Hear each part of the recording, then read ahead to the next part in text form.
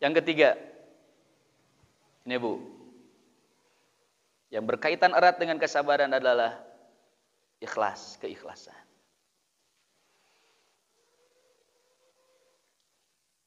Ibu, Bapak, saya mau nanya nih Bu ya.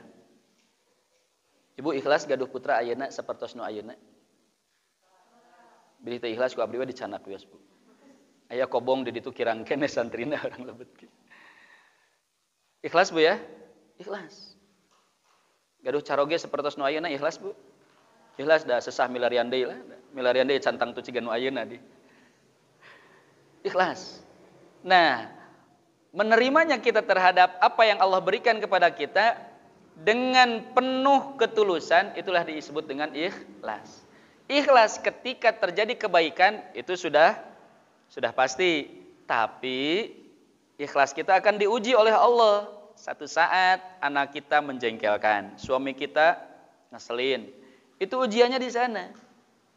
Ujiannya di sana, Bu. Sami abdi oge, Bu. Mungkin bicara gampang, prakteknya luar biasa dahsyat, perlu perjuangan. Hanya apalagi yang bisa kita lakukan kecuali ikhlas. Kenapa kita harus ikhlas? Pertanyaannya besar, Bu. Why tuh jadi salah nih. Why must be ikhlas? Kenapa kita harus jadi orang yang ikhlas? Ini Bu, musuh kita siapa yang paling nyata Bu? Tong melong kabdi atuh setan. Musuh kita adalah setan, betul Bu. Iblis. Itu sudah ada MOU dengan Allah dulu itu Bu. Bahwa iblis, setan, kuntilanak, memedi kabehanana itu sudah memproklamirkan diri kepada Allah bahwa semua keturunan Adam akan saya hancurkan semuanya. Kan begitu Bu ya? Kata Allah, silahkan. Mah enggak sok hancurkan kabehanana. Sesatkan mereka semuanya. Iya. Ya Allah, berilah aku satu saja. Permintaan ini kabulkan. Apa? Tolong jangan matikan aku sampai kiamat. Oke, silahkan. Bager Gusti Allah. Yo, kamu tidak akan, dengan keturunanmu tidak akan pernah aku matikan sampai hancurnya dunia ini. Terima kasih. Tapi ingat, kamu pasti akan menjadi penghuni neraka. Enggak apa-apa. Sombong tuh. Tapi izinkan aku untuk menggoda semua keturunan anak Adam. Silahkan. Ngaku si setan si iblis teh ka Gusti Allah. Ya Allah, semua keturunan Adam pasti aku akan mampu aku sesatkan. Hanya satu saja yang tidak bisa aku sesatkan. Siapa mereka? Illa min ibadika minhumul mukhlasin. Hamba-hambamu yang ikhlas. Orang yang ikhlas tidak akan mungkin Allah sesatkan. Bukan orang yang pintar, Bu. Orang yang pintar, orang yang kaya itu mudah disesatkan oleh Allah. Apalagi yang berpangkat pejabat, masa gilaknya ngaguli waktu. Tapi orang yang ikhlas, setan itu sudah menyatakan di atas materai 6.000, Bu. Saya tidak akan mampu menyesatkan hambamu yang ikhlas. Masya Allah. Jadi kumaha itu supaya ikhlas? Belajar ikhlas gini Bu. Ibu nanti pakai motor, ya pulang ada yang berjalan kaki boleh lah. Jalan. Belajar ikhlas itu Bu. Coba isi hati dengan zikir kepada Allah. Nanti di akhir kita sama-sama Bu ya berlatih. Tiba-tiba ada sesuatu yang kurang berkenan, kecil ataupun besar. Misalnya, apa tuh? Titajong ya? Apa titajong bahasa Indonesia itu Bu? Tersandung. Tersandung teh asakan hate gitu nya. Ditajong Bu. Apa yang harus kita lakukan? Untuk belajar ikhlas, ceduk. Allahu Akbar, ya Allah, astagfirullahaladzim. Tinggal heula karunya sampean Bu. Lihat. Kita kembalikan kepada Allah semuanya. Ya Allah, terima kasih telah Engkau ingatkan. Mungkin zikirku kurang banyak padamu. Kan gitu. Pada keur dikir eta teh. Tetap saja introspeksi. Yang salah itu begini, terlalang motor kan. Lagi enak-enak tiba-tiba ada anak yang dari gang itu pakai sepeda. Apa yang keluar? Budak Tesya. Cerekan langsung Bu. Nah, ketika itu terjadi, siap-siap setan masuk pada kita. Ujian Allah itu dari berbagai sisi. Dan ingat, setan itu yaduru majra dami Adam, mengalir masuk ke aliran darah anak Adam. Dan siap-siap untuk mencari peluang celah yang kosong dari zikir kepada Allah di sana. Oleh karena itu, apapun yang terjadi, yang membahagiakan, yang mengecewakan, hati-hati. Apalagi yang mengecewakan, Bu. Kalau membahagiakan, mungkin mudah-mudahan ya, kita tetap bersyukur pada Allah. Tapi yang mengecewakan ini akan menjadi, Masya Allah, ranjaunya setan di sini nih. Iblis gampang saja. Ibu maaf ini, ada contoh kecil ya. Anak cikal saya yang sekarang kelas 3 di Aliyah SMA. Itu mondok di pesantren Darussalam. Udah biayanya full, Bu ya, sekian. Nggak betah, Bu. Nggak betah. Mamahnya udah ngomel aja, meng kan biasanya ibu-ibu mendata aneh. Udah senyum aja. Ya, ini senyum-senyum wae, ya barangkali teh kumaha. Udah tanya. Nggak betah. Nih, orang kena siap-siap. Di sini setan sudah siap untuk masang busurnya. Kalau kita lepas dari keikhlasan, uang hilang, pahala tak dapat. Benar nggak, Bu? Siap-siap. Tuh, uang sudah keluar sekian, anak nggak betah, gimana nih? Wah, diolo alim. Ya udahlah, bismillah. Bios. Kedah bersyukur si teteh masih selamat dan masih hidup. Kumaha lamun hilang na budak. Mahal uang, yang mahal anak, udah, bismillah. Akhirnya tenang. Caranya adalah bandingkan dengan sesuatu yang lebih berharga, Bu. Jeduk tersandung kaki kita, coplok jempolna, nan kuku jempolna, Bu. Allahu Akbar, itu batu teh teningali pisan.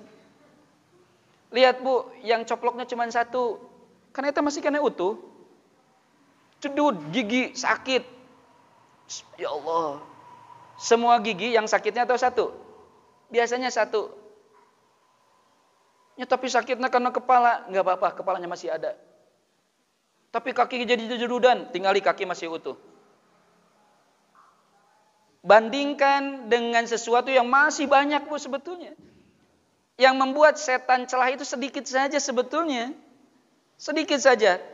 Nah, karena fokus kita pada yang sedikit itu, yang dianggap mengecewakan itu, sehingga yang banyak, yang baik itu tidak terlihat. Dan ini yang celaka. Kalau hadis Rasul itu, kenapa wanita banyak di neraka? Ini banyak wanita yang di neraka. Kenapa? Dah bukan tidak sholat, bukan tidak saum, bukan tidak zakat. Khotam Quran aseur. Tapi kenapa? Tidak bersyukur pada suaminya. Suaminya terus berkorban segala rupa. Kesalahan saeutik disebutkan. Si bapak mah menite masihan kebahagiaan ka abdi teh saumur berkeluarga. Gitu. Padahal budak muslimah. Bumi gaduh, kendaraan ayah, majarkan temasihan kebahagiaan. Ini, Bu.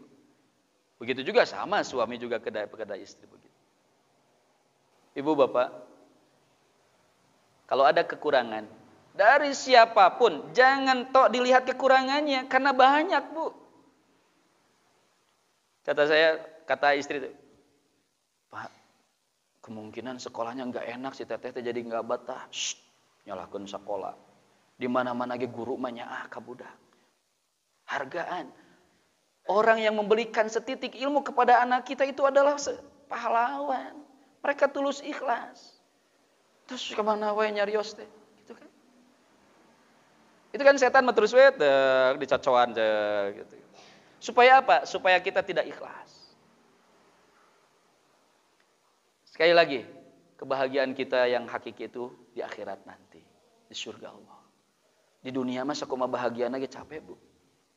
Ibu hoyong jadi presiden, capeun Pak Jokowi ge. Susah tidurna teh, Bu. Betul. Semakin banyak harta itu bukan semakin tenang, semakin beban, Bu. Oleh karena itu, bagi kita, Bu, bukan meratapi apa yang menimpa kita yang tidak baiknya. Cari celah-celah yang baik yang kita ratapi. Jangan menghitung yang hilang. Capek, Bu. Anu leungit teh naonnya kamari teh cincin sagram, ieu suweng sapotong, ieu dipilih aduh digabungkeun mah sabaraha puluh jutaan. Emangna lamun di pikiran kitu balik deui henteu? Kan tidak, Bu. Hitunglah yang masih ada. Tuh nu aya ge dihitung da moal kaetan, Bu. Leres teu? Beas aya sabaraha deui? 3 liter setengah. Garam sakumaha? Aya 3 ganu deui. Iya gula sok hitung sadayana. Kaetan moal. Itu makanan saja, Bu. Cengek sabari jadi hitung. Buang beureum, buang bodas. Etang sadayana tah. Yang hilang kita sering menghitungnya dan meratapinya. Yang ada kita jarang menghitung. Apalagi kalau kita menghitung, nih anggota tubuh kita. Dari ujung rambut sampai ujung kaki. Belum lagi menghitung apa yang ada di suami. Ada yang di anak itu.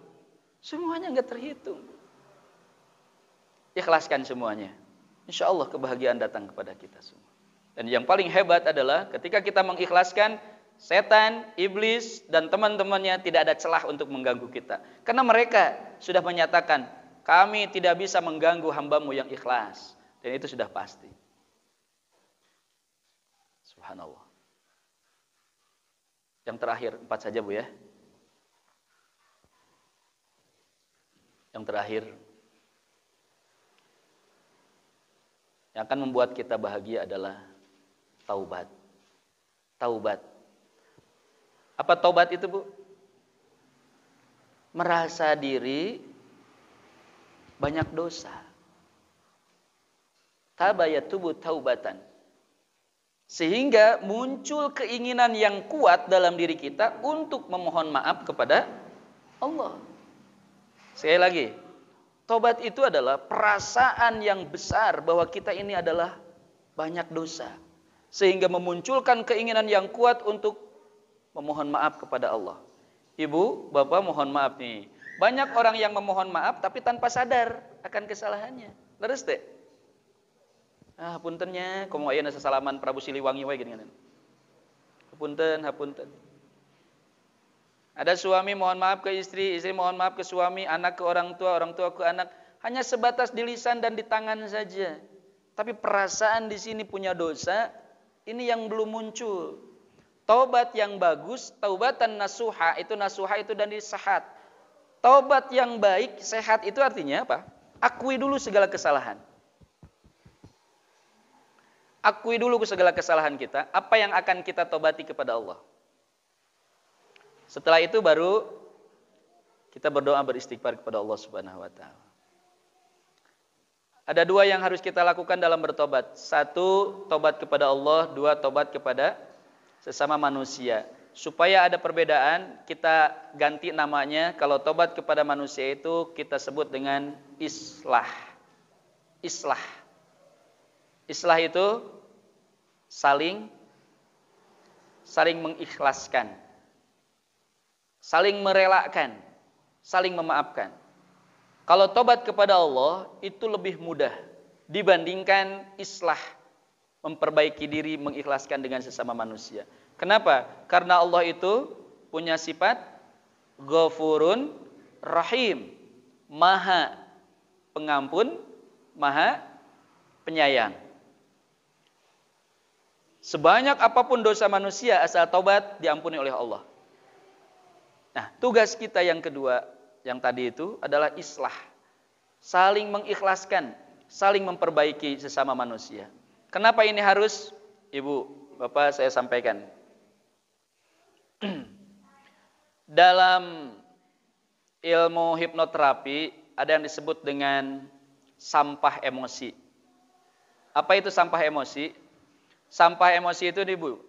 Ketika saya kesal pada seseorang, ketika saya marah pada seseorang, dan kemarahannya itu disimpan di pikiran dan masuk di hati kita, itu akan menjadi sampah. Seberapa lama sampah emosi itu, kekesalan, kemarahan, ada dalam pikiran atau dalam hati kita, maka akan semakin kuat dan semakin madarat. Contoh, di ruangan ini bersih, Bu ya, sehingga kita nyaman duduk di sini, betah di sini. Tiba-tiba ibu besok ke sini lagi, masing-masing ibu bawa sampah 1. Aya nu nyandak cangkang permen, cangkang ciki, cangkang cau, cangkang nangka gitu ya, terus bawa simpen aja bruk di sini. Ada sekitar 30 atau 40 orang nyimpen sampah. Besoknya bawa lagi sampah simpen di sini. Kira-kira 1 minggu nyaman nggak tempat ini? Nggak nyaman karena sudah ada sampah. Nggak betah itu sampah. 1 minggu, apalagi 1 bulan, itu semakin banyak dan semakin menumpuk. Ingat, sampah itu dibiarkan bukan baik, tapi membusuk. Ketika sampah membusuk, gak nyaman. Bukan hanya dalam pandangan mata, tapi dalam perasaan. Nyengatnya ke sini enggak, kadinya megarilih ya sampah. Ibu, Bapak, demikianlah dengan hati kita. Ketika kita benci sama seseorang, ke anak we ngewa, keheul ka budak, lamun teu gancang dibebaskeun, tidak segera kita buang sampah itu, kekesalan itu akan menumpuk sehari, 2 hari, 3 hari. Dahsyat Bu, bisa mencapai puncaknya dan itu akan menjadi bom waktu yang luar biasa. Pirage budak teh salah saeutik noh digebugna tarik. Karena puncak itu. Pirage kasinggung saeutik meni ngomokna ka cida. Dan bukan itu pemicunya, itu berangkaian kemarahan-kemarahan yang dipendam dalam hati sehingga menjadi sampah emosi yang membusuk. Dipantik saja itu ngebeledak, Bu. Itu disebut dengan bom waktu sampah emosi. Oleh karena itu, dalam rangka taubat dalam islah kepada manusia, ini harus setiap hari kita membuang sampah emosi. Membuang sampah emosi. Dan yang paling dahsyat Bu, yang paling dahsyat nih, ketika sampah emosi kekesalan itu masih ada dalam hati kita, itu Allah akan cabut rizki pertolongan Allah dari orang tersebut. Ingat hadisnya Bu Sahih. Man ahabba ayyubsata fi rizqihi wa awsa'a fi atharihi fal yasil rahimah. Siapa orang yang menginginkan diluaskan, dilapangkan rezekinya, ayyubsata fi rizqihi wa awsa'a fi atharihi, dan diperbanyak, diluaskan celah-celahnya, celah kebahagiaannya Bu. Ini pintu kebahagiaan gitu. Kalau yang dagang relasi-relasinya, kalau sekolah murid-muridnya begitu, kalau orang tua itu peluang-peluang bagusnya dalam usaha atau pendidikan, mau dibukakan gitu, kata Rasul, fal yasil wasola yasilu, pagehan, ikatkan, apa? Rahimah, kasih sayang. Rahim,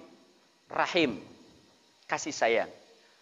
Kasih sayang yang tanpa pamrih, bagaikan ibu yang sayang pada janinnya yang ada di dalam rahimnya. Orang yang akan diluaskan rizkinya, orang yang akan dibukakan peluang-peluang segala kebaikannya adalah yang mengokohkan, memperkuat kasih sayangnya. Ketika ada kebencian, kemarahan pada siapapun, ibu pada suami, suami pada istri, orang tua pada anak, anak atau kepada orang tua, itu sudah pasti dicabut. Nauzubillahi min dzalik, ketika itu terjadi maka keberkahan, kenyamanan di rumah tangga itu akan diambil oleh Allah Subhanahu wa taala. Bukan megahnya rumah, bukan mewahnya harta, bukan. Tapi rahim, kasih sayang ayat dalam hati kita nanti semua. Oleh karena itu kalau ada kesal Bu ke anak, sudah bismillah. Bandingkan, cari kebaikan-kebaikan yang lainnya. Sekali lagi, bukan tidak boleh mendidik dengan tegas. Nyepret diperbolehkan. Tapi ketika kemarahan disimpan dalam hati kita, sampai melebihi batas yang disampaikan oleh Rasulullah, itu bahayanya luar biasa. Berapa hari Bu maksimal kita kesal sama seseorang? 3 hari. 3 hari itu maksimal. Overload sakit ya Bu. Ada yang kesal sama seseorang lebih dari 3 hari di sini? Bahaya Bu. Cepat buang, bersihkan. Nanti kita diambil raut wajahnya, diambil kebahagiaannya, diambil keberkahannya, nauzubillahi min dzalik. Cepat bebaskan. Namun sih untungna orang nyimpen sampah anu teu bergunanya. Kalau diolah boleh, diolah, banyak orang yang kaya dari sampah. Diolah Bu. Gimana caranya? Nanti kita latihan sama-sama Bu ya. Kita sama pelatihan di sini di akhir acara. Kita sama-sama untuk membuang semua sampah yang ada dalam pikiran dan hati kita, karena kita menginginkan kebahagiaan di hadapan Allah Subhanahu wa taala. Insyaallah Bu. Kita rangkaikan dari awal tadi, bersyukur, kemudian bersabar, ikhlas dan bertobat.